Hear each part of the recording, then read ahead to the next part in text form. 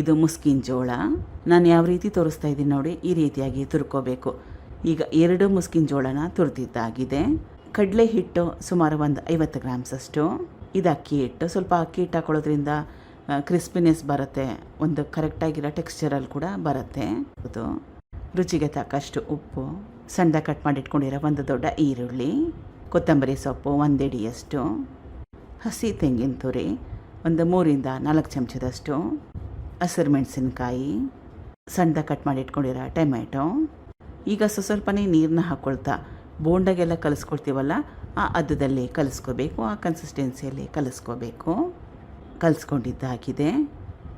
ಹೆಂಚನ್ನ ಕಾಯಿಗೆ ಇಟ್ಕೊಂಡಿದ್ದೀನಿ. ನಾನು ಉಪಯೋಗ ಮಾಡಿರೋದು ನಾನ್ ಸ್ಟಿಕ್ ತವಾ. ಹೆಂಚು ಚೆನ್ನಾಗಿ ಕಾದಿದೆ. ಸೌಟಲ್ಲಿ ಕೂಡ ಹರಡ್ಕೋಬೋದು. ಎಣ್ಣೆ ಹಾಕ್ಕೊಳ್ದೆ ಕೂಡ ಮಾಡ್ಕೋಬೋದು. ಇದಕ್ಕೆ ಮುಸ್ಕಿನ ಜೋಳ ಹಾಕ್ಕೊಂಡಿರೋದ್ರಿಂದ ಸ್ವಲ್ಪ ಸಾಫ್ಟಾಗಿ ಮೃದುವಾಗಿ ಬರುತ್ತೆ. ಅದಕ್ಕೋಸ್ಕರವಾಗಿ ಒಂದು ಕಡೆ ಚೆನ್ನಾಗಿ ಬೆಂದ ಮೇಲೆ ತಿರುವಾಕೋಬೇಕು. ಬಣ್ಣ ಕೂಡ ಚೆನ್ನಾಗಿ ಬರುತ್ತೆ. 2 ಕಡೆ ಚೆನ್ನಾಗಿ ಬೇಯಿಸ್ಕೋಬೇಕು.